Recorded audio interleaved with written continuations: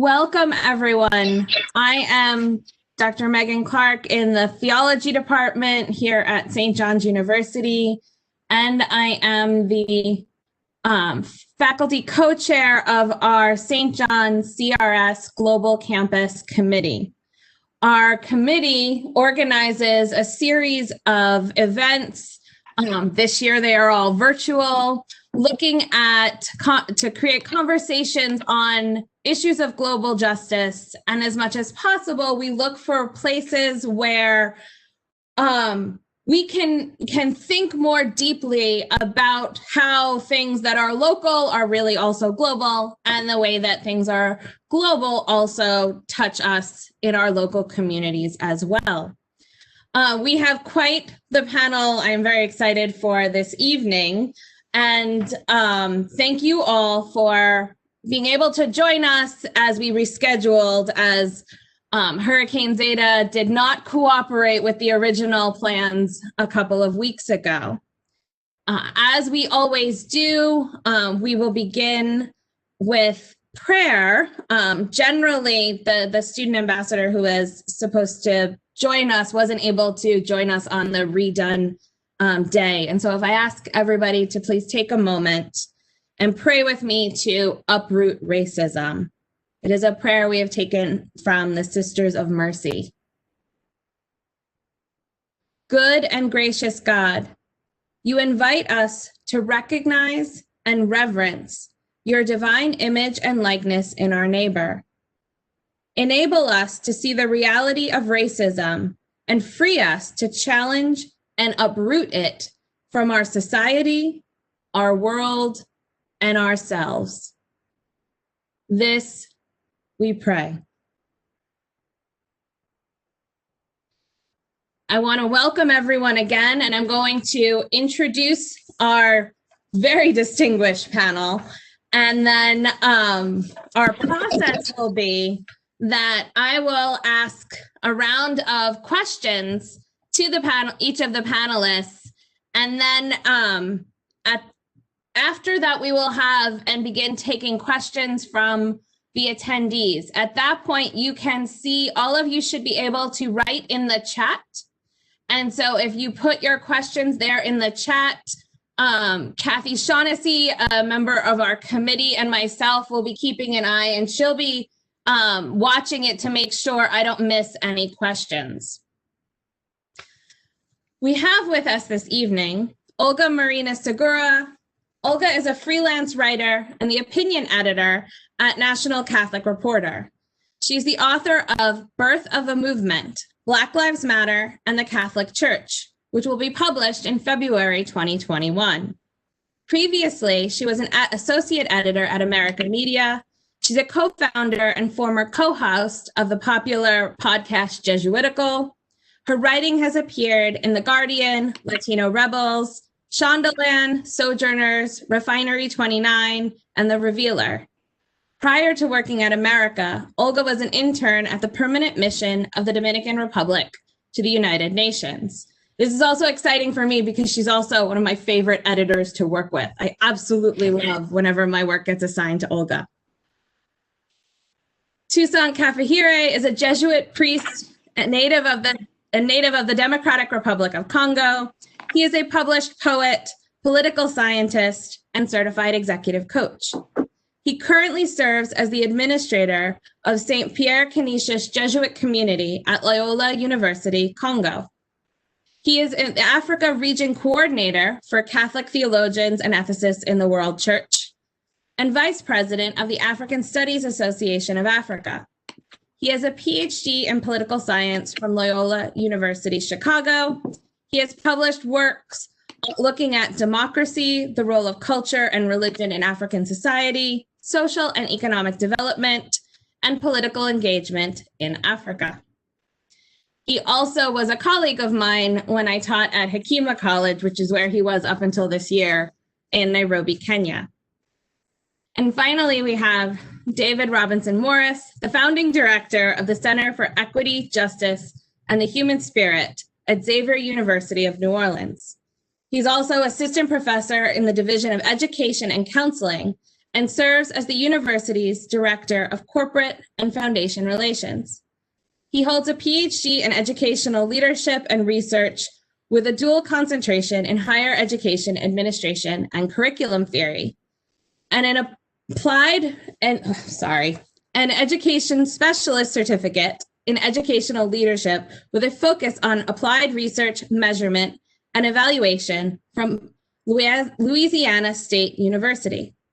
He serves as a board member of the Forum for Equality Foundation, College Beyond, and the City of New Orleans Human Relations Commission, where he is the co-chair of the Commission's Truth and Reconciliation Subcommittee. He is also the author of An Ontological Rethinking, Ubuntu and Buddhism in Higher Education. And his work really excites me. We had putting Ubuntu into conversation with Buddhism and working on truth and reconciliation here in the United States. These are such important topics, and really you can see we really couldn't have had a more wonderful panel. To start us off as we think about racial justice, solidarity, and spirituality, looking at Catholic responses to Black Lives Matter here in the United States and on the African subcontinent, I want to begin with Olga. You've been reporting on the Black Lives Matter movement and Catholicism since it began, and you've just completed a book on the project. So first, let me ask you to share what you have noticed about this history, our current moment. How do you understand the relationship between the Black Lives Matter movement and the Catholic Church in the United States? So thank you. I want to start off by thanking Meghan and the St. John community for inviting me to be in conversation today with David and Toussaint. I'm very excited to be joining you all. So I'll start. It's a really interesting relationship because on the one hand, we have seen Black and Brown Catholics engaging with this movement since the Ferguson uprising in 2014. And we know that there have been Catholics organizing at the local level all across the country since the movement was born a year before Ferguson in 2013. And I've talked to Catholics since I've started reporting, Catholics of color in particular, since I started reporting on this movement, who have been involved with marches in their respective cities all across the country. And since the movement was born in 2013, and even before the movement was born in 2013, Catholics of color have always been grappling with what it means to be in a church that hasn't fully reckoned with its history, in its own complicity in the sin of chattel slavery, and a church that seems very unwilling to engage in 21st century social justice movements. So we see in my own reporting, I've known that Catholics of color at the local level in particular have always taken this movement seriously and have always really grappled with the mission behind this movement. But on the other hand, we have seen no collective response from the institutional church. And when I say the institutional church, I'm talking about the United States Conference of Catholic Bishops, who our church, if I can just backtrack a little, the American church has done very little publicly, collectively from our leaders. We've seen them do very little when it comes to talking about racial justice. We've seen them put out 4 pastoral documents on racism throughout the church's history. And in 2020, despite how many white Catholics are starting to begin to publicly align themselves with this movement, despite very prominent white Catholics who have marched in the street, we've seen individual bishops who have opined on the movement publicly. Despite all of this, we still don't have a collective response from church leaders. And that's important to highlight because there's this huge disconnect between what we're seeing Catholics of color, especially in 2020, we've seen the COVID-19 pandemic has killed thousands and thousands of Americans. We've seen anti-racism uprisings that are happening all across the country. We've seen more than 800 Americans have been killed at the hands of law enforcement. So Catholics of color really have been urging bishops and leaders to take these issues seriously. And we still have not seen anything collective from the bishops. So I think it's a really complicated relationship because Catholics like me have always been thinking about these things. Catholics of color have always been grappling with what it means to really challenge this church to step outside of its whiteness. Be it more broadly, more collectively, our church right now does not have an explicit relationship with the Black Lives Matter movement because our leaders do not want to grapple with it. But I think that this, and I'm hoping that this will change. The bishops are meeting this month, and I'm really hoping that they are engaging with this movement, that they start talking about abolition, that they start talking about police brutality and issues like white supremacy and white privilege. Because right now, until they publicly start to do that type of work, we're really going to see the confusion that, for lack of a better word, that we've been seeing in 2020, right? We've seen individual bishops who have formed very problematic and racist opinions about the 3 Black women who formed this movement, while collectively the USCCB has not opined as a body of leaders. So I think that right now the relationship is not where it should be. And I don't think that that's because of Catholics at the local grassroots level who are doing the work. Right now the relationship is lacking because our church leaders, our white church leaders, do not want to get involved with this movement. And I think that that's where I understand the relationship between the movement and the Catholic Church to be right now. Before I turn and turn our attention a little bit more globally, was there anything that surprised you? Anything you weren't expecting to find when you did the research for your book?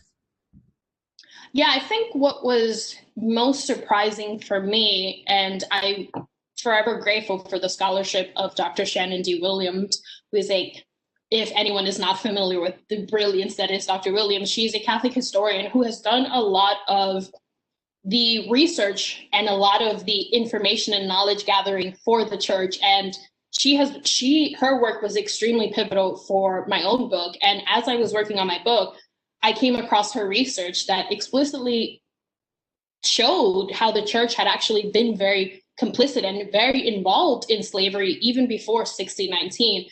And that to me was not just surprising as an author who was sitting with church history 24/7 for the very first time in her life, but also as a Catholic who's also struggling amid all these various tragedies to grapple with my place in the church. So that was equal parts surprising and enlightening, but also very spiritually devastating, for lack of a better word. Dr. Williams does amazing work, and anybody who's on Twitter, she's at Black Nun Historian, and it's really a fantastic feed to follow.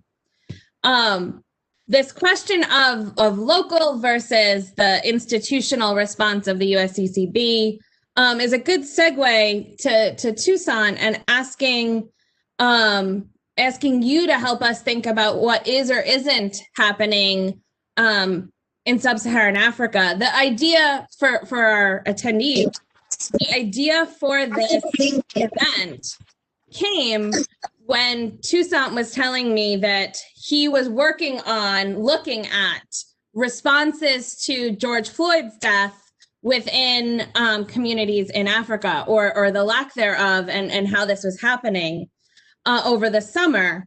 Can you share with us what you found and what it is you're working on, and how you interpret the relevance of Black Lives Matter, not only in the United States, but in sub-Saharan Africa?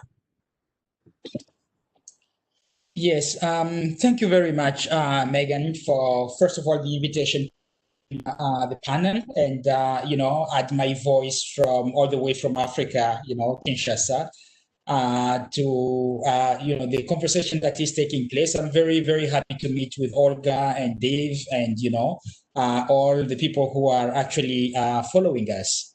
That being said, you correct Meghan to remind me of the whole context of our conversation.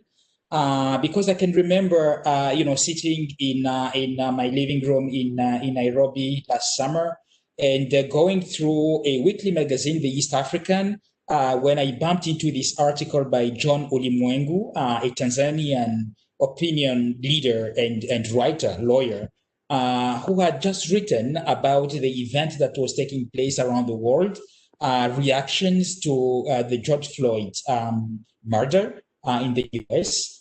And the writer of this piece was saying simply that we couldn't feel, we couldn't hear, we couldn't see really Africans, joining in the global movement to protest with everybody else. And he was indicting, the Africans by saying, when you look at London, you look at Paris, you look at Rome, you look at Hamburg, white people are filling the streets, on behalf of Africans. And he was saying, you know what, Africans, you should feel ashamed that everybody else is protesting on your behalf. You're behaving as if the George Floyd issue did not concern you at all. And so that reflection gave me a pause. I started wondering, was it really true that Africans failed to join in the global protest in the first place? Was it true that the streets of London, Paris, Hamburg, Rome, were being filled by white people who were protesting on behalf of African people? So I felt that most of the time, sometimes Africans, and this is the argument that I wanted to actually to bring out in response to the piece that I read, the kind of petition of principle, as we say, maybe I'm translating from French, in which case John Ulimwengu ended up blaming Africans and extolling the white people, which is completely the reverse thing that he was supposed to be doing in the very specific case. And reading the history properly, we all know that, Paris, the protests were really out of the humiliation of the Black Africans, like, immigrant populations living there. I don't know if you'd remember, for instance, that a case that happened in Paris in 2016 was exhumed given the events that were taking place in the US, the Adama Traore case, in which a young Senegalese man, 24 years old, was killed, died in the police custody simply because he was arrested on a police ID check. This sparked or reminded people that, across the continent, across the globe, in the US, in Europe, everywhere, Africans have been going through a lot of humiliations just because they're African, just because of their skin color. I think it was last year that, maybe even the beginning of this year, given the COVID, eruption around the world, that Africans living in China were stigmatized, pulled out from their homes, forced to sleep on the streets, and so many other forms of violence were exerted to them simply because they were being blamed or, scapegoated because of the COVID. You can name so many cases around the world in which Africans have been paying a very high toll given the fact that they're Africans. And so my research just led me to begin to really exhume, to unearth, to understand where is this structural violence coming from? Why is it this is the moment when people begin to express and voice out? And to Ulimwengu's piece, I was reacting by saying, if you look at Dakar in Senegal, the very day that George Floyd was being buried, it was, I believe, June 9th, people in Dakar were on the street protesting, spending 8 minutes and 46 seconds in, just reaction to what happened in Minneapolis. Kneeling down, one knee on the ground, and just showing solidarity and showing compassion and showing the communion, if you want, with the American people.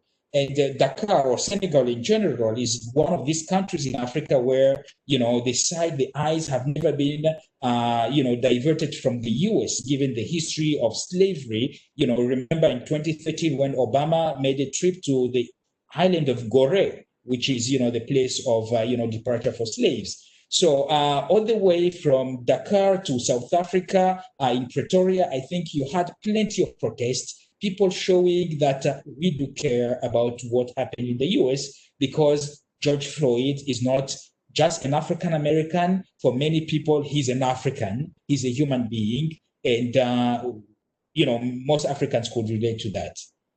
So I think we can, share more about it. But just as a way of entering the conversation, I wanted to say, Africa has been very, very much concerned about the whole Black Lives Movement, movement around the world. And I can feel that there is a new awareness, a new consciousness where African academics, intellectuals have been really engaging the new negritudes, of the 21st century, given the events that took place in the US and that are still taking place across the continent. I will leave it there for the moment. Thank you.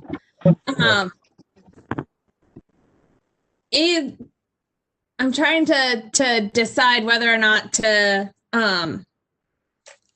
how to bridge into the next.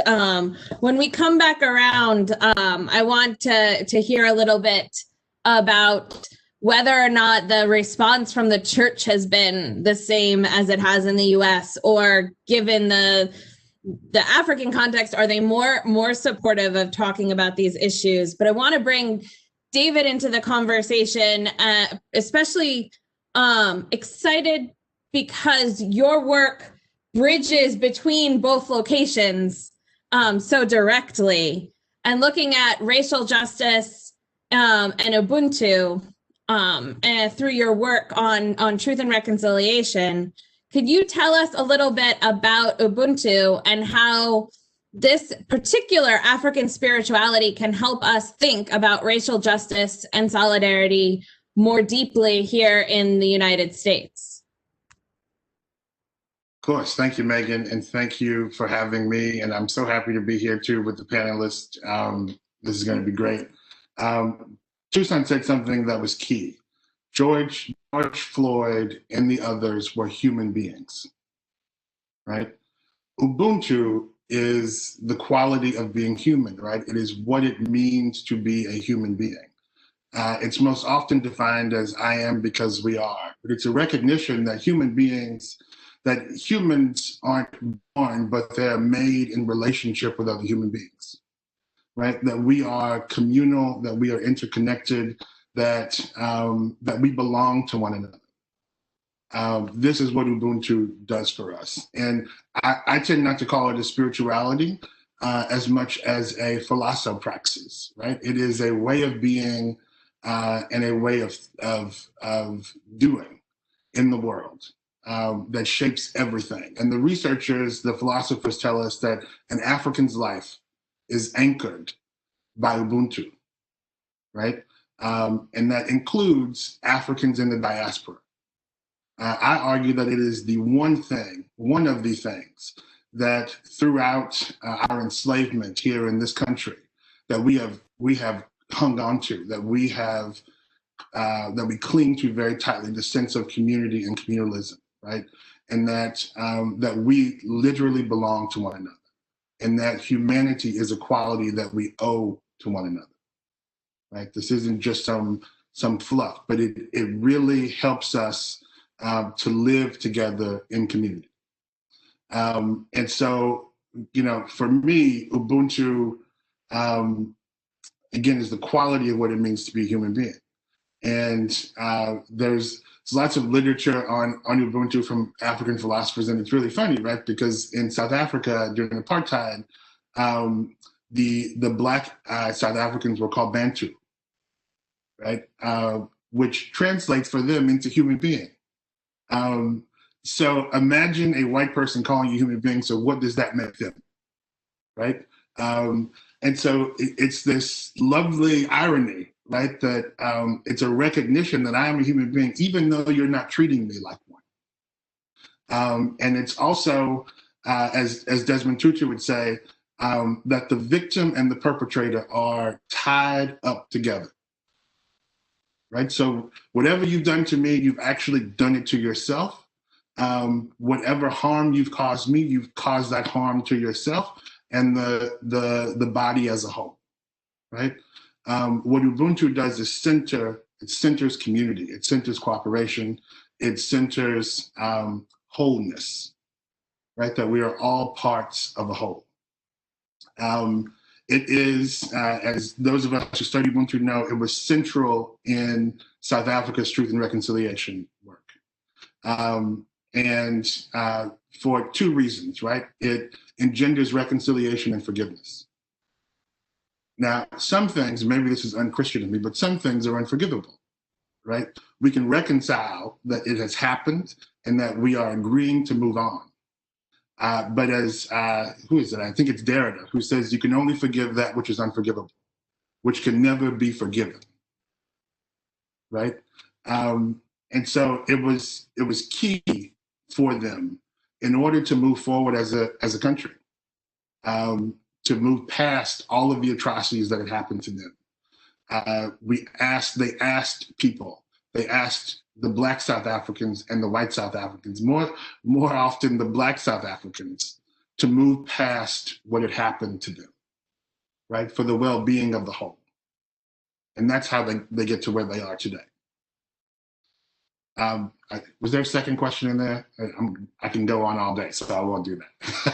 Well, I wanna push a little bit on this, and I'll start with you, but then open it to all three. This recognition of, in the South African context, asking the Black South Africans to move past what had been done to them by the apartheid regime and the apartheid system. I mean, it was built into the very fabric of the way that society had been built. And from my own study, my understanding, right, is that a key part of that is that, yes, you're doing it in the community, but you can only do that if there's truth telling. You can only do that if there is an honest truth telling about what it is that happened. And yet that seems to be something that does not happen in the American context. And the fear of truth telling is something that, right, and I, as the one white Catholic on this call, white Catholics seem incredibly fearful, right? And I think this is part of, to Olga's point of the bishop's problem, but down to on the local level as well. And I was on a Zoom where Janine Hill Fletcher, a theologian at Fordham, who's written a lot on white supremacy, brought up the question of, at what point is fear a sin?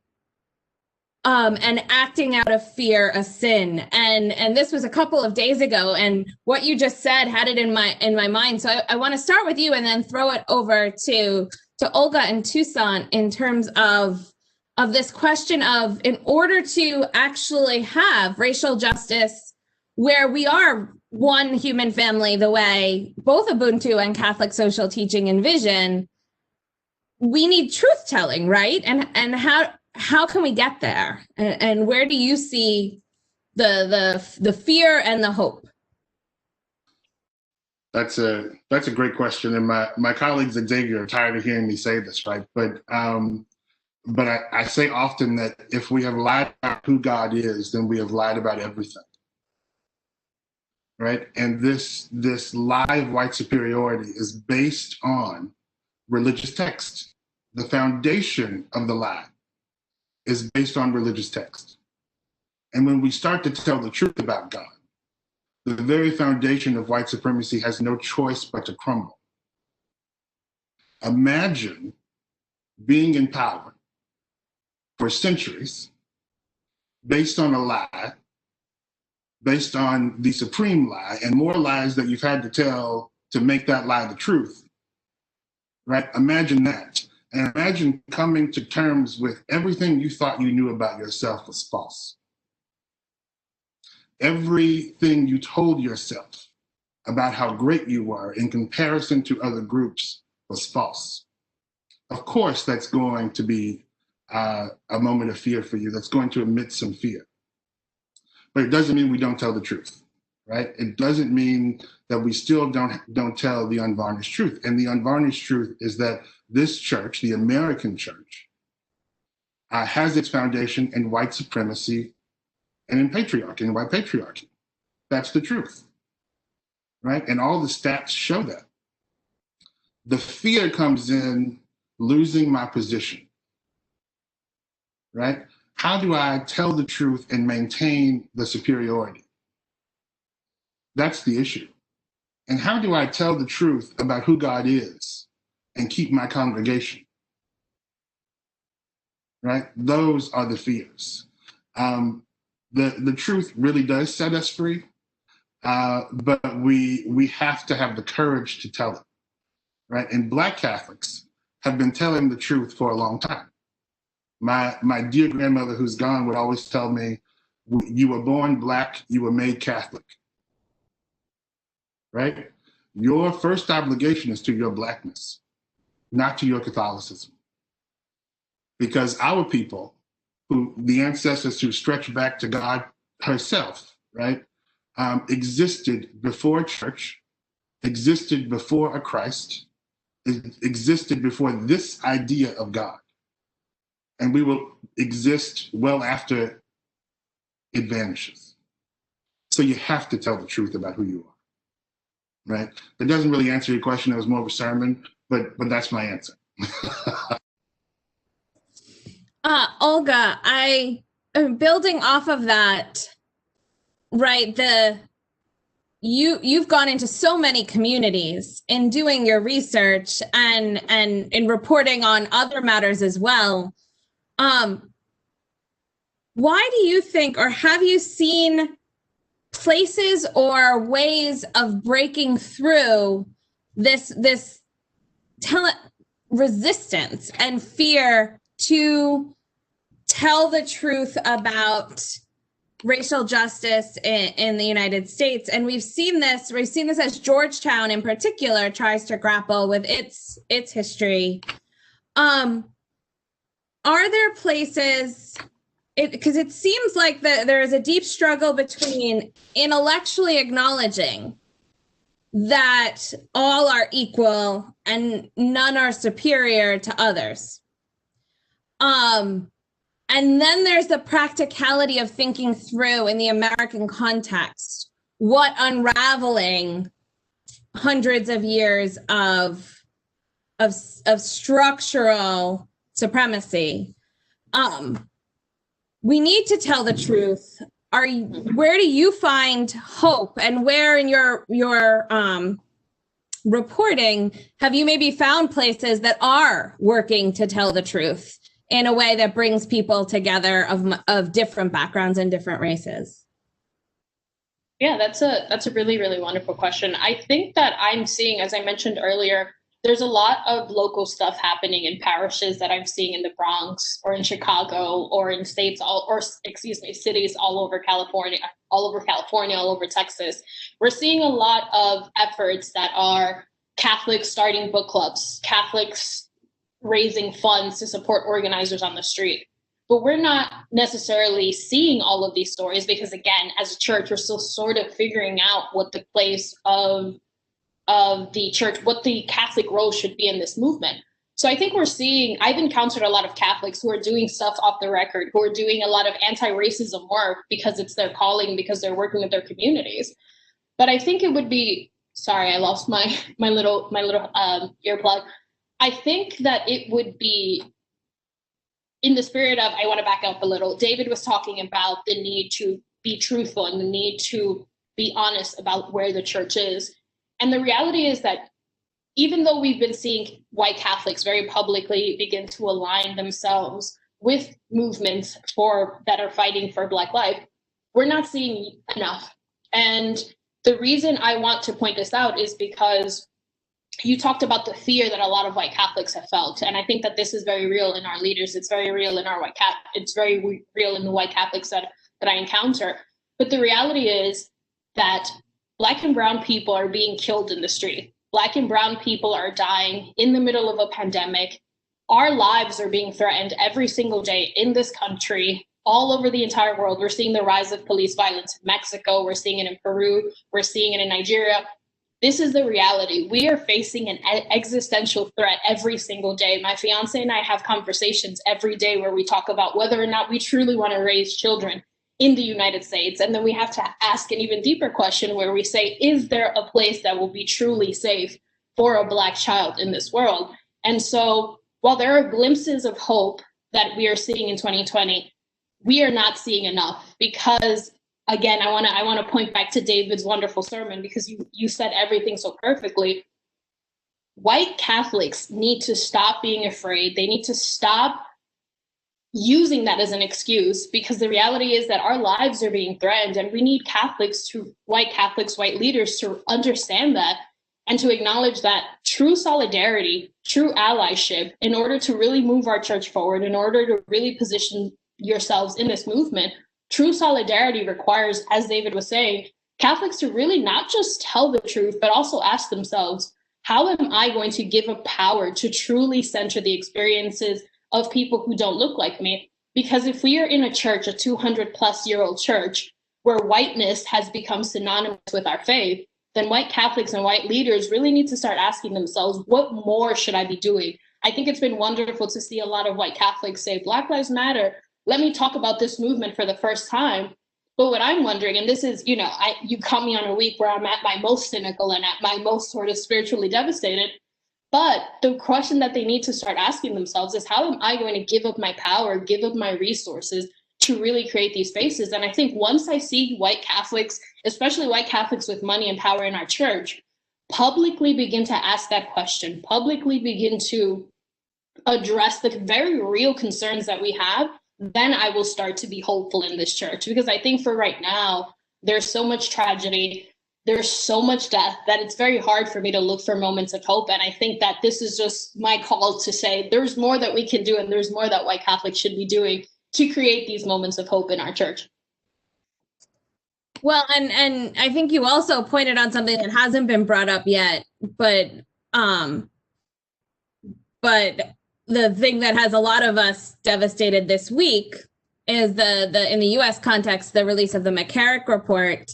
And right at the center of the resistance is institutionally, right, does seem to be the question of money, right? That the gap between of not wanting to upset those who don't, right, who are the donor class within the church, but within a whole lot of institutions that should be more representative, right? We see this with our political leaders as well. Toussaint, thinking about this question of the role of our leaders, one thing I often hear from my students when we talk about issues of racial justice and Catholic social teaching more broadly is they challenge me on whether or not this is really important in Catholic theology because they haven't heard about it on Sunday. How is it similar or different in the African context with the rise of extrajudicial killings that are happening in places like Nigeria and not just in the United States? Do church leaders get involved in matters of racial justice more broadly, the way we saw how the impact that Desmond Tutu had? Do they get involved in these smaller questions of not just internally, but saying anything about the extrajudicial killings of Africans when they are in Paris or they are African Americans in the United States? Is this, you mentioned protests in Senegal and elsewhere. Where's the church in all of that? Yeah, thank you very much, Meghan. Great question, but just allow me maybe to, bounce back on some of the things that my colleagues have mentioned, and one of the key concepts that I heard, before was, move past when we're talking about truth and reconciliation in South Africa, for instance, which reminded me of Hillary Clinton's visit to the DRC a few years ago when she was still Secretary of State, and reminding the Congolese people, especially women who had been victims of rapes, massive rapes in the recent history, to just forget about it and move past, the traumas. And I think it's a language which carries somehow another, how do I put this? Like the weight of those powerful who cannot put themselves in the skin and the shoes of the victims. And it doesn't just work like that, because even when we talk about, truth and reconciliation, you mentioned, truth telling, but you came back to insist honest truth telling. And I liked the insistence that you put, the emphasis you put under the honesty, and I was saying to myself while I was listening to you, to Dave and to Olga, that,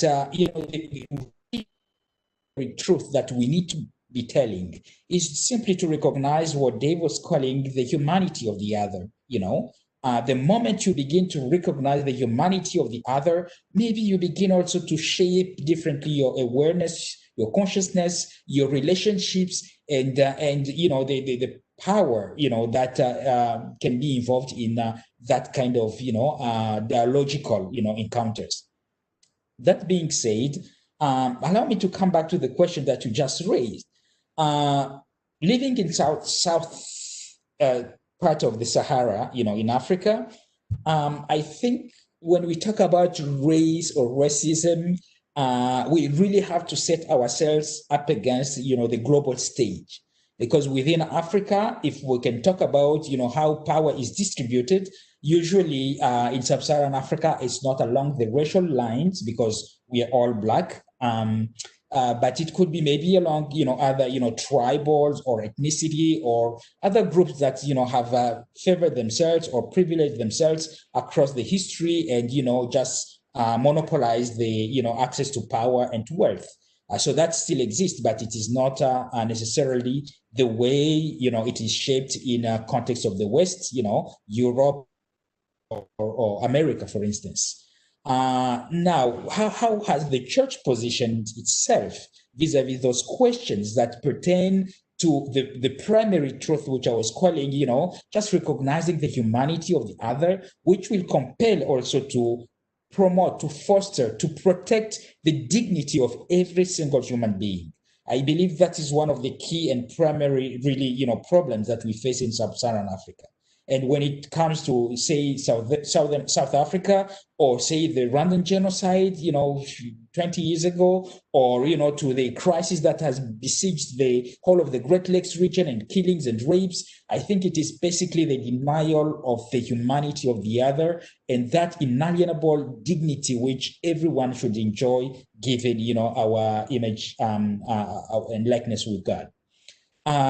Bishops or the church in general in Africa has been reacting to such injustices in general, not necessarily going, to the racial, kind of justice with the diaspora or the Africans, living abroad, but the very issue of saying we need to protect and promote the human dignity in every African is key for us. And given the history and the history, political history, especially of the African continent, I believe it is very critical for us to rehabilitate that human dignity, which pertains to every single human being, regardless of, the skin color, the tone of the skin, and so on and so forth. But simply because you are a member of the human community, you deserve that dignity. The Congolese Catholic bishops, for instance, are known, all over the world because of their commitment, political commitment, and especially challenging these institutions, the structures that we inherited either from colonial times or from the Western relations in politics today that continue to be oppressive of that human dignity that we find in, on the continent. So yes, I think the church seems or tend to be vocal when it comes to promoting really the truth of the gospel, because again, the other issue that we have to problematize here is telling the truth, but whose truth are we telling? So the truth I'm referring to here is the truth of the gospel, is the truth of the church, is the truth that does not pertain to either section of,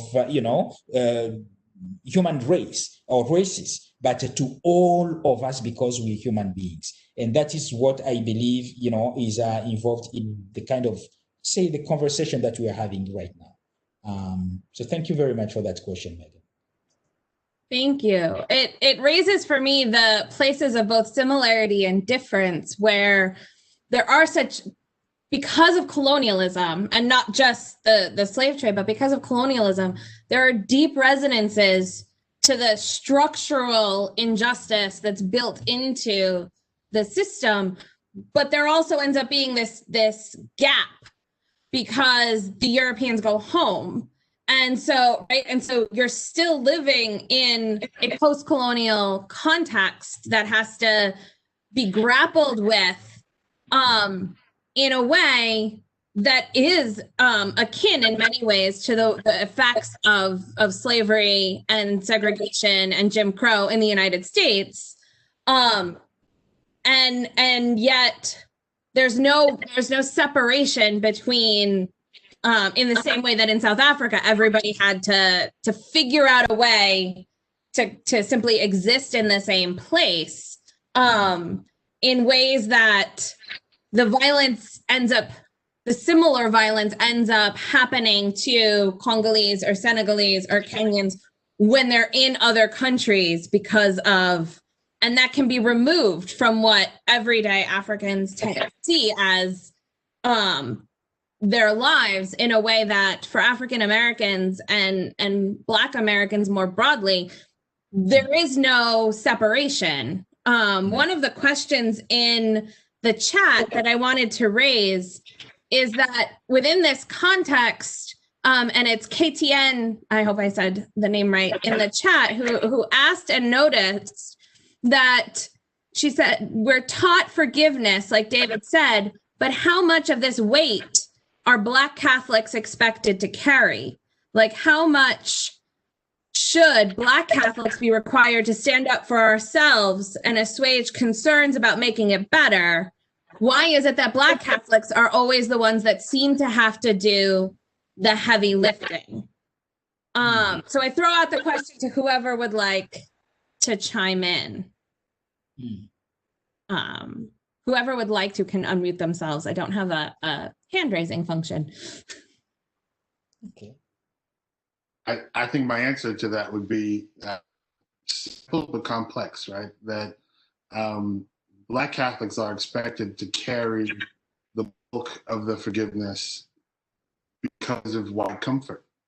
And this insistence that white comfort is more valued than Black pain, is more valued than Black and brown death, right? This notion of, and to back up to that, right? We have been practicing forgiveness without white confession, right? You cannot reach forgiveness until you have confessed, right? And there has been no confession, right? And that has to happen. And so we've not really forgiven.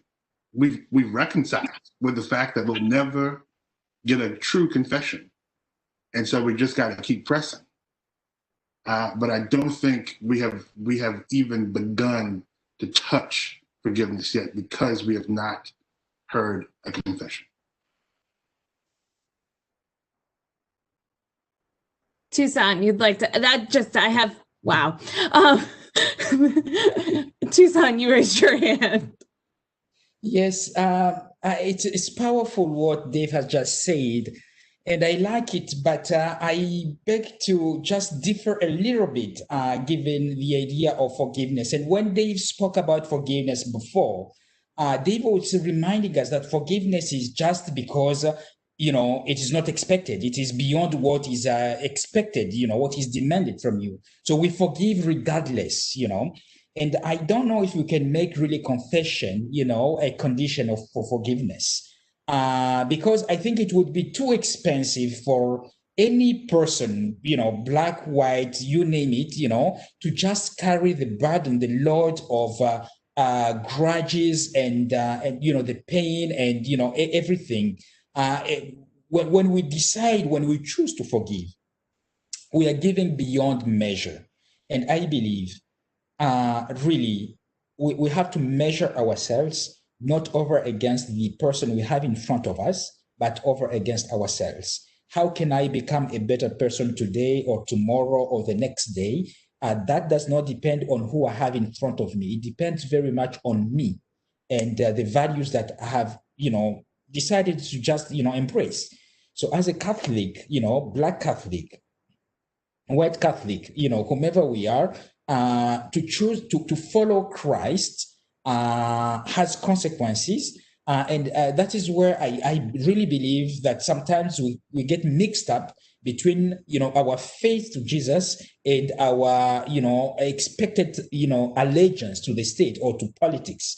So if we need to understand forgiveness, we have to separate it from that political, load, where we can now involve the level of confession, retribution, justice, and everything else. But forgiveness, I believe, is something that we really, draw from Christ because we want to be like Christ, and which we have to give unconditionally because we want to be just who we were created to be, human being with a heart, resembling the heart of God.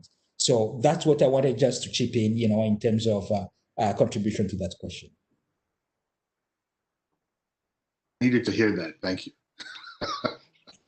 Thank you, Dave. Olga. Yeah, I think I want to second everything Toussaint and David have just said. And I just want to add that another reason why forgiveness is always expected for marginalized communities is also that white Americans in particular, and white people all across the world, do not know how to sit with American history, do not know how to sit with the very real effects that we are still feeling to this day from the white colonizers who first arrived in this part of the world. We're still sitting with the capitalism, the racial capitalism born in the United States following the introduction of chattel slavery. All of these things, segregation, Jim Crow, American life for Black Americans after slavery, all of these things have very real effects in 2020. And I think there's this inability of white people to sit with that history, to sit with that discomfort, and really ask themselves, how have I benefited while people have continued to be oppressed for 400 years, right? And I think that so many people are quick to say, well, that wasn't me.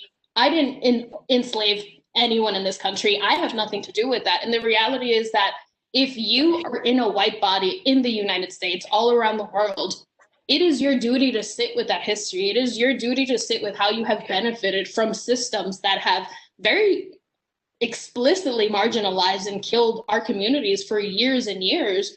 And then we can talk about forgiveness. And then we can talk about where we go from, where we move forward, where we go as a church, where we go as a country. But I think, as David mentioned earlier, some things are truly unforgivable. And I think that white Catholics always want to jump to, well, let's just talk about unity. Let's just talk about healing. And people are dying. Like, I know I keep hammering this home, but when people's lives are being ripped from families, when people are being detained at the border, when people are being shot at by police all around the world, I don't want to sit with you being unwilling to sit with that history. I want you to tell me, you know what, I have been complicit. How can I be helpful? How can I move forward, right? And I think that true forgiveness, true reconciliation can never happen if we don't sit with that, if white people don't sit with that, because then what is going to end up happening is that Black people will continue to be expected to forgive while we're also being killed, right? And I think that that is a very unfair dynamic to expect of us. And I think those are sort of my thoughts on the forgiveness. Mm-hmm. Well, I think too, and this has come up in a couple of questions in the chat, there is this sense of, and David, you brought it up, of white comfort. I think it was David. I apologize if I'm remembering wrong. Of white comfort and fear taking superseding concerns for Black lives and Black pain, right? That gap between taking seriously discomfort at dealing with things that should cause us to be uncomfortable with what are real life or death, real justice concerns. And I say this, most of you, at least Olga and Toussaint know this. I don't know if I mentioned it to David, our attendees, as somebody who, is exactly in this American story, right? One side of my family, my great grandmother was the last born in the family on a Maryland plantation. She was baptized at the Jesuit plantation that owned slaves, right? So Catholic all the way back, and still slave owners. And on the other side, famine, mostly Irish immigrants fleeing from the famine, right? So this sense of I get where certain parts of my family don't see this as, well, we weren't here then. And I have a hard time recognizing the ways in which they have been privileged and the ways in which at the core of that isn't just advantages, but the lack of fear, the lack of danger. Whereas on the other side, I grew up having conversations that disabuse you of that notion. And on both sides, it seems like the center thing that has to be torn down, and that's so hard to be torn down, that seems to be at the center of white fragility and white supremacy, and including how it transects with the Catholic Church in America, is American exceptionalism. And this has implications not just here, but it has implications for how this ends up rippling out, as Toussaint can speak about, in terms of the post-colonial context in other places, most notably in Africa. And so I'd like to hear what you think about that, about how at the center, a good bit, it seems like this fragility and this fear is tied up in a sense that of American exceptionalism, which is inextricably about whiteness and not about everyone else, as much as we tell the immigrant story, or at least as I read it. And I'm curious what you think.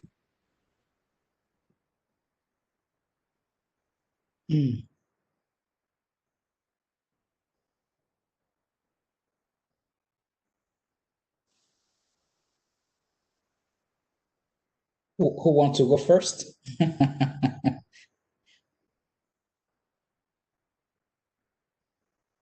Well, I guess one place where it comes through, Toussaint, is perceptions of the United States globally, and to what extent our reality of racial injustice is what is seen versus, right, the country that's always telling everyone else to be a certain way.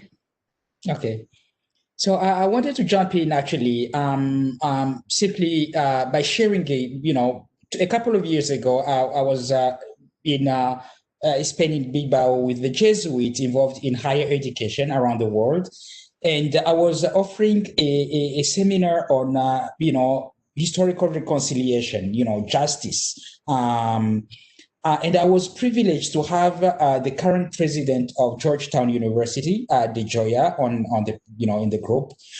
And I think one key idea that I was putting forward was to remind people that sometimes in America we have all the institution of higher education, including the Jesuits, which have this Africana Studies program, a way, of just studying Africans or African history, and sometimes even, perpetuating the same stereotypes, ideas, willingly or unwittingly, sometimes.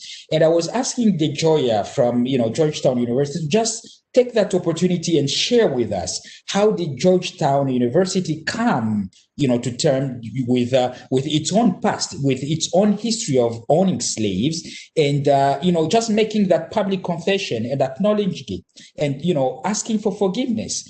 I think it requires a lot of humility for an institution of that nature to just say, yes, we have been there, we recognize it, and we ask for forgiveness, But the one thing that I wanted really, Jesuit universities or any institutions that has, maintained that African studies, is to say justice and peace and reconciliation will really begin when we begin to acknowledge what you just said, that across history, you have the subtle ways of repeating or perpetuating that, the power that is, or the structure that is, or the system that is the way it really exists. And I think people will continue to look down upon Africa or Africans and people from African descent, as long as we do not come back to, those structural, subtle ways of perceiving the other, especially the Black people. I will say just quickly, I think it was in 1964, really the beginning of the African Union, which was still the Organization of African Unity. Their first conference was held in Cairo, and the head of state, African countries were young, nations, 4 years old, into independence. They invited Malcolm X to come. And I think when Malcolm X came, he spoke to the head of state from Africa. And one thing he was reminding them was to tell them simply that your problems will never fully be resolved, as long as our problem will remain in America, African Americans. And what he was trying to say is simply to remind Africans that the respect that Africans can own about themselves as human beings is tied and linked to all Africans in the diaspora, whether in Europe or in the US. And we know that that perception of Africans, as, lesser beings, let's put it that way, you were saying, is tied maybe to that fragility of the white people, but it is tied also to the very system that has been put in place to maintain the privileges that this, the group of Europeans, Americans, white people have established because they feel insecure, either, accessing resources or insecure about just themselves, So to begin this conversation is to begin to understand where it is coming from, to break those silos, to break those shells, and to begin, I keep coming back to what Dave said before, to begin to recognize simply in humility that to be a human being is also to learn to dwell in those areas of insecurities, and, that the other person in front of you is not necessarily an enemy, could be a brother, or she could be a sister. So we need simply to re-educate ourselves and to build within our education systems, our universities, our curriculum of teaching, new values that are not necessarily in line or, flowing from the history, the past, the body, knowledge that was created for the sake of that system that used to exist before. So it's just, something to say. Maybe we need to really broaden the conversation and begin to be courageous enough to think about humanity beyond, what we inherited from systems that were already distorted and sinful from the very beginning. In the chat, very much connected with what you were just saying, one of my colleagues, Jeremy Cruz, asked to hear a little bit about what concrete steps what concrete responsibility or practices of Catholics to build Black power might be possible.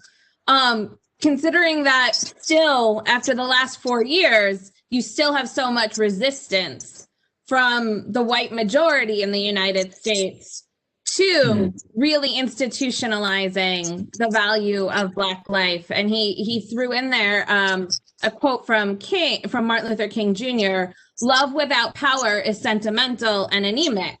Power at its best is love implementing the demands of justice."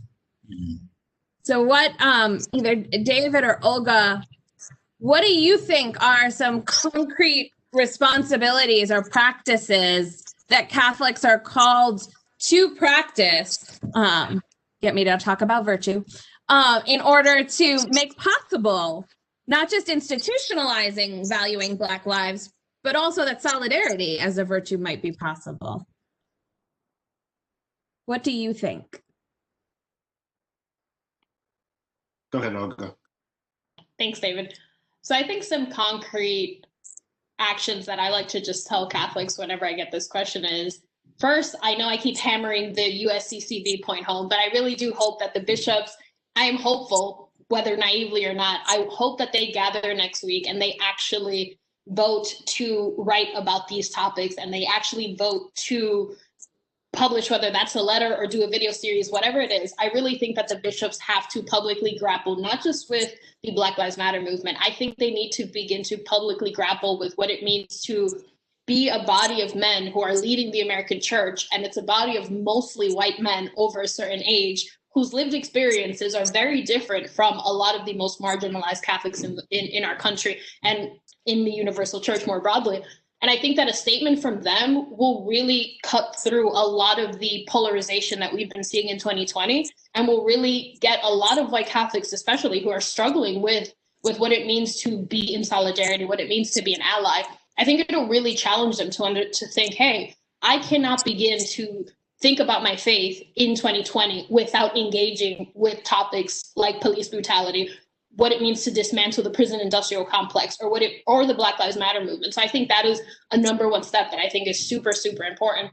Second, I think that Catholic institutions, and I'm talking about universities, media, etc., really need to work to create space to give Black people, Indigenous and other people of color, the space to be in those predominantly white Catholic spaces, and to tell their stories, and to begin to be in positions where they can create spaces for other Black and brown people. Because until, again, we keep talking about power, until we start to actually shift power from white people in Catholic spaces to Black and brown, Indigenous, and other communities of color, we're going to keep associating our faith with whiteness. We're going to keep having these conversations. We're going to keep, every 4 years, we're going to keep talking about, whether it's because of an election or because some report comes out, we're going to keep talking about the United States, our church, not knowing what it means to truly work in healing. So I think that we need to create spaces for Black people. We need to create spaces for people of color to have power and to begin to shift our church to where it truly has to be, because we're not there yet as a church. And I think that those are two concrete things that I hope to see in the coming months. I want to echo what Olga said, and I also want to, the piece about American exceptionalism, right? We have to, again, to tell the truth that America as a city on the hill is a lie, right? We are not a city on the hill. Hell, we're not a church on the hill, right? The foundation of America and the church is violence. It is physical violence, it is epistemological violence, it is ontological violence. Think about what missionaries did in Africa. Think about what missionaries did in South America and Central America, right? That is violence. And it's built on a foundation of violence, right? The church as the institution that we know it. The second thing is to realize that the church is an institution, right? Like all other institutions, like police, like education, like government, the church is an institution. And the only way to change an institution, or to transform it, I don't believe in change anymore. The only way to transform an institution, right, is two ways. One, to dismantle it, or two, to infiltrate it, right? And so we have to start thinking in those terms. There are 3 million Black Catholics in this country, 3 million, right? I may get excommunicated for saying this, but don't put your money in the collection basket on Sunday. Right? You want to talk about power in this country? Money is power, right? You want to organize, right? You need to organize, and it can't be the priest leading the organizing, right? I love my Black Catholic priest. I love them, but they are agents of the institution. Yes. Right? Yes. And so there has to be, as Fred Moden talks about, the undercommons, right? And the Black, the Afro-pessimism movement. There has to be an underground church that is at work, and there always has been, right? And that's the other thing. Black Catholics go to Mass on Sunday, but Black Catholics, and I'm going to generalize here, don't believe everything in the catechism, right? Because our allegiance is to our Blackness first, and then to the institution of the church, right? Our allegiance is to God first, right? Then our Blackness, and then the institution of the church, right? Which does not necessarily reflect the nature of God. And so we just have to be clear about that. My advice to folks when they ask me this question is to organize, right? To pray, to pull your money from the church, and then they'll start paying attention. But also that white folks come into an understanding of what they have done in this country is not Black responsibility. Right? That is a reckoning that they must do on their own. Right? That is not my job. And I think that has to be said. Right? You can forgive, as we've been reminded, right? That it is a gift that has not been requested, right? It is, and it helps you more than helps someone else, more than helps the other person. You can do that, but they are not your responsibility in that way, right? Your responsibility, to me, is to mirror what it means to be a human being, and to model humanity among a people who have been nothing but inhumane. Mm-hmm. I wanna point out that one thing that's come up a couple of times in things that David has said is how we image God as being so deeply relevant here. And this has come up this summer. This was a big issue in US conversations about what is and isn't a legitimate representation of Jesus, of God, of the Trinity more broadly, and how and I want to affirm, but I also want to name that the gap between, right, what you were describing as God and your Blackness, right, that gap's there as a function of the history of white supremacy and Christianity, right? That it so beautifully captures how and why all of this ends up putting up a barrier to end up back with Ubuntu for all of us, not just between each other, but between us and God. Because the fact that there's that gap also means that the rest of us have a gap between how we see ourselves in the image and likeness of God and God in God's self, that's there because of racism, because of the lack of racial justice, because of white supremacy. Absolutely, the kind of that's why I liked the comment or the question about how much can we expect of Black Catholics, because there's too much where we're kind of helping white people through this seems to be put at the foot of anybody other than a white person, which is the problem. But also to name that there's a deep spiritual effect that isn't just an effect that gets between Black Catholics and Black Christians and God.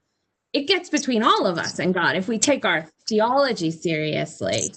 In the chat, a couple of people pointed out that we're talking about the American and the Catholic context and resonances with Africa, but that there are other parts of the world, including Japan, right? We're grappling with, that's what was noted in the chat, we're grappling with hard parts of history and its consequences. Humanity doesn't show us many examples of being good at it. And so that is absolutely the case. We are just about out of time, but in order to end on a note of eschatological hope and imagination, rather than the ongoing brokenness that we are in, I want to very briefly just ask each of you what you think, very briefly, who do you think we could, as church, could be if we really did embrace racial justice and the full humanity of the Black embodied humanity of our Black brothers and sisters here and in Africa? So why don't we start with Toussaint and then go to David and then Olga. What I want to say about this question is, first of all, maybe bouncing back on what you said about the gap. I think that gap is necessary because that tells us there is room for growth. And that is actually the openness, or that we really need to keep, in terms of knowing that we're called to grow, And I believe actually to be a Christian is not an easy thing. It is not a given. It is not something that we should take for granted. It is something that we have to negotiate with, that we have to engage, that we have to wrestle with, all the time. And I say to myself also, Jesus himself, if we have to set him as our paradigm, our really the model that we want to follow as Christians, Jesus was able to stand alone. What do I mean? To construct his own identity, over again, not really, but somehow in contradiction also to, what was held as common knowledge or common belief. He was able to stand alone. And that is why he had to pay the high price with his own life. And I believe actually every Christian, white, black, yellow, you name it, every Christian has to have that courage to acknowledge, first of all, that our identities are constructed. We should not take them for granted. I should not identify, and I think Dave, when he was talking before, he mentioned the idea of allegiance. So where I give my allegiance, whether it is my ethnic group in Africa or my, whiteness in America or in Europe, wherever, I have to have the courage at some point to stand in contradiction with that heritage, that legacy, and to just say, if Christ is my model, how would Christ behave in this situation? What kind of identity would Christ construct for himself? And that brings me back to what we were saying before. It is the humanity, because we are called to be humane, to be human beings, all of us. It reminds me of a wonderful, I would like to invite maybe those who are following, this conversation. There is a wonderful TED video or TED talk, by Karen Armstrong on compassion. And in her conclusion, she's simply saying one thing, going back to the, Troy, that when you see the fragility of the other in front of you, when you learn to cry together, then you discover the humanity of the other person and you grow together. So there is something beautiful in that kind of message, and I believe that is the Christian message that we need to just carry, or share with people. There is so much hope despite all the brokenness that we face within ourselves and around us. The message of Christ is to say, can you stand alone for the values, for what you believe? And that's what I can share at this point. Let us have that courage to stand for what we believe. If it is Christ, then let's embrace Christ in the victims of violence in the world, in the poor, in the migrants, in all the people who have been marginalized, especially in this case, the Black people who have been torn down and despised and are rejected in almost everywhere corner of the world. So thank you. That's a beautiful question, and I'm trying to muster up the hope to answer it. That's just to be honest, right? I think there's a beautiful word in Zulu, aban, right? We see you, and I think that that if we could work through these issues, that if we could work through these divides, that if we could actively engage in the hard work of reconciliation, right? Unfortunately, we can't pray this away. If that were the case, it would have been gone a long time ago. And my Black foremothers would have made sure of that. Right? That's not going to happen. But I think the hope for me is that we can see one another, right? If we are not afraid of the encounter, if we are not afraid of the mirror that we will hold up to ourselves in encountering the other. It is not pretty. It's not always roses and sunshine, right? But this is why we have Christ. Right? And in Christ, our hope lies. And I do think that one day we will get there. I think that it is possible.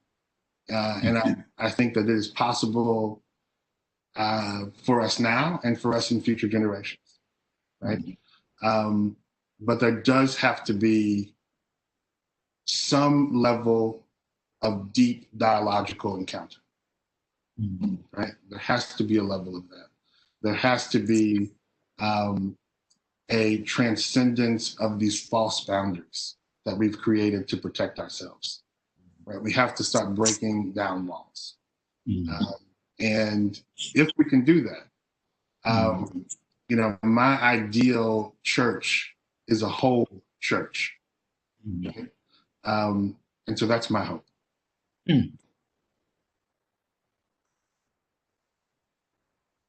I think, like David, to sort of try to find hope and to sort of end on a hopeful note is a little hard for me. So in order to answer who we could be as a church, if we really engaged in a process of truth telling and a process of authentic healing and really a true commitment to justice, I'm going to borrow something that the Reverend Brian Massingale told me when I interviewed him at the end of 2019.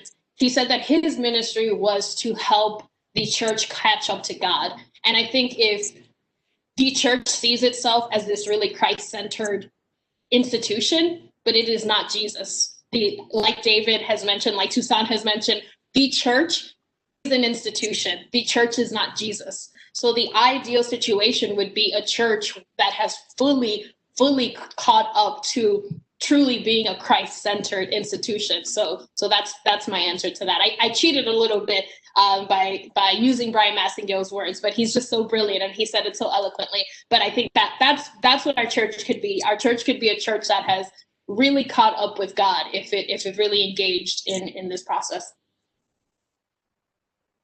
Thank you. And I noticed in the chat a couple of people chimed in with their experiences, and a Peggy who's joined us in particular noted the young couples that she sees engaged in the conversation and that she works with in her parish. And I just do want to say that I think, right, where we look for where that push is coming and where we can find the Holy Spirit in our midst. I may be biased given my job description, but I think our young adults, our young people is where we find it, right? They have the imagination, and if we follow their ministry, they might help us find our way along with them. I think that is definitely a place, certainly, where I am certain that the other professors on here would agree, find hope. I know we have gone over time, but I will just fully admit I did not have it in me to cut off this conversation before that last question. Hopefully, everyone who is on this call understands why. Thank you all for joining us. Thank you from the bottom of my heart to Toussaint, Olga, and David. This has been absolutely wonderful. There has been a lot of truth and important truth that has been shared this evening. For anybody who is interested, next Wednesday, November 18th, we will be having a conversation on social justice, sovereignty, and public health for Native American populations here in the United States. And the link for the information on that will come when you get your follow-up automatic email. So please check out the registration and join us if you can. Thank you to everyone, and everyone have a good and safe evening. Thank you very much. Thank you, Meghan.